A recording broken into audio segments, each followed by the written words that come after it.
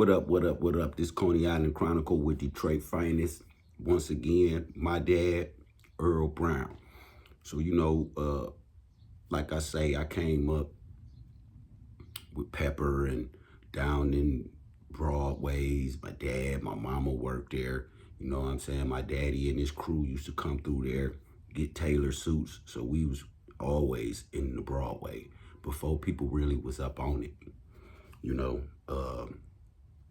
But like I said, my dad had a tragic accident where he happened to run over a kid and killed the kid. So that kind of changed the game for him, his outlook on things, because he grew up really kind of like without his dad. So the impact of him losing, being responsible for that life, it kind of impacted. So I say I was probably like, I was a little dude, when one time, like, I was over at my house. This when we stayed on Holcomb. And I was playing next door with some people next door when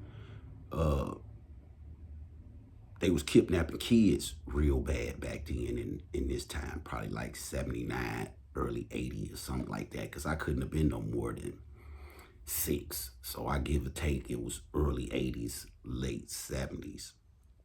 And so people that was getting money already knew. Somebody had snatch your kid up, hold him for ransom. You know what I mean? This was going down in the city, kind of terrible. So my daddy, he was already accustomed to it, heard about it and all this. I'm a kid, I don't know. So I'm next door playing with the people next door and making mud pies and shit, innocent stuff. And the world dangerous, I don't know. And my dad is in a dangerous game. And he really like got a whole crew, you know what I'm saying? My uncles, they admire him, you know what I'm saying? He a little older, but they admire him because he really into traffic. When I say traffic, he is in traffic. Low key though, nobody really was all like gloating his name. My daddy wasn't like that. He wasn't really all about, look at me, look at me, look at me. He wasn't like that. Now him and my mama gonna dress like never before. So once somebody called the police, said I was missing. And when I finally get saved by the police, because I was right next door, my dad took me and we went on East Line. And we stayed on East Line for I stayed there for probably like a year and a half, right? And me, him, and his bodyguard, Eddie Red. See, like, I don't know if they would say they was like but I never seen guys with bodyguards, you know what I'm saying? Except, nowadays they call them security and all that stuff. But back then, my dad bodyguard was probably like a hitman too, because Eddie Red was crazy as a mug. So in the course of me staying here, like, I get everything I want, you know what I'm saying, back then. So I like fencing. That's when you do the swords. So I had my daddy buy me some real fencing swords with the guard over the hand, and I would practice on Eddie Red, you know what I'm saying?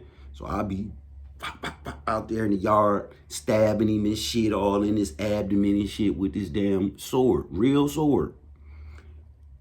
To eventually, he was like, Earl, man, I can't take no more puncture wounds from that damn sword. You're going to have to get some tips on it. So my daddy went and got some tips on it. So it was like little balls put on the tip of the swords. Because that threw the whole game off, I didn't like the things no more. So my daddy put them in my grandma's house on French Road. And they sat by the fireplace, But my dad was real cautious about all that old robbing and taking his baby and all that and kidnapping. So he was like, man, your mama out there, bro, she gonna fuck around and get snatched up. I'm little. My daddy had 2 phones, well, 3 phones rather, in his house. He had a black phone and 2 red phones. So he was like, if any of these phones ring and somebody on the other line talking about they got your mama, and tell your daddy that it's gonna cost him this much and that much to get your mama, tell them that they got a motherfucking problem. Now, I can't say if that was harsh or not, because I'm quite sure my dad told my mom, like, look, baby, hey, people out here grabbing people up, kids and women, because they out here hungry. So if your ass get caught up messing around, especially with some tic-tac dude, you on your own. You know what I mean? That's kind of like a hard decision to make, you know, or even confess that that's how you looking at it, because it's out cold out here and you only could tell a person so much, you know. But all the way through that situation, my dad had another lady, Betty. Oh, beautiful, light skinned, beautiful, gorgeous, pretty. She was cool as a mug, you know, cool. And she was from Highland Park. My brother Maceo, that's his mom's. She passed, you know what I'm saying? But rest in peace, moms, because I love her just like that, you know. And she was always a good person too. And we were staying over there in Highland Park with her, you know, sometimes. And I can remember when my dad said that, you know, when the guys set him up and shot him, that when they shot him, you know, he just felt his body jerk. And he jumped up out the car. And he was running, and he said he started feeling faint. He said, but an angel came and grabbed him and said, come on, I got you. Just come on. Keep moving, keep moving. So he wound up at my brother's mother's house. And I was staying on Lakeview. So I would say I was probably about 10 when this happened.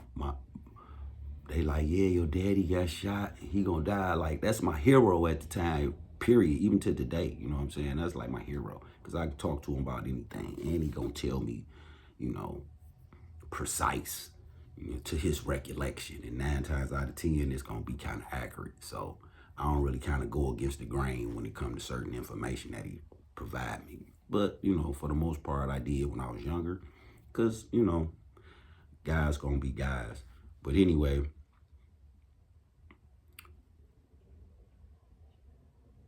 all this is stemming from, you know,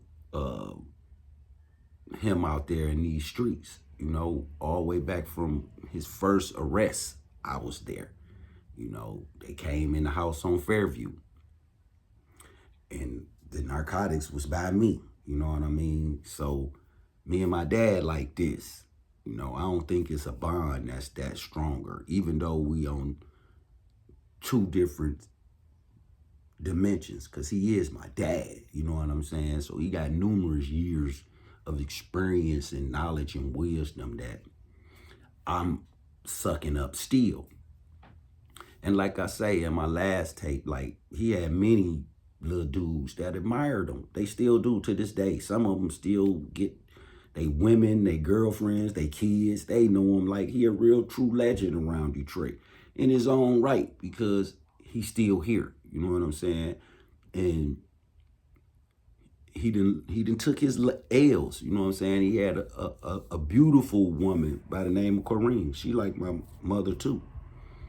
And beautiful was with him like probably the longest out of all his relationships, give or take. Him and Corrine or my mother, they was around him the most. But unfortunately, she passed too. R.I.P. to my mother, Corrine. And them two, oh my God, was together like shoes and shoestrings. And the chemistry that they displayed, and the strength and the endurance and the resilience that it takes to keep things going, even when you under certain type of stress or certain type of bills or whatever, they always manage to keep their structure together and keep it going. You know what I mean? And that's what's missing in a lot of relationships now, I would say. People too eager to dismantle, but they want to be a part of the mantle, but they'll dismantle it if something don't go precisely the way they may see it. And that's like vandalize. So you're going to vandalize some shit because you got an emotional attachment to whatever. And That's like a nigga tearing up your house because he mad. I know niggas in prison that said they done shit like that to girls, just bust all their stuff. And I'm quite sure women do it too because, you know, from what they say, Left Eye done it and burnt a nigga house down. So it be like that. But, you know, we gonna get back into some more of my dad, you know what I mean? Because Earl Brown, you know, I love you. Always will, always have. You know, slap up under your arm. All of us mimic the way you sleep for whatever reason. We all cross our legs when we sleep like up. But even my grandbabies, they do it. So the tree has always been firm and the apples, it's always fresh, regardless if they fall off the tree. You know what I'm saying? Bees gonna come get it and get them some sweet nutrition. And we gonna come back with some more Coney Island Chronicle. What things happen, it be real. And I ain't about all that gloating. I just want you to know that, you know, you don't have to have a lot of money to be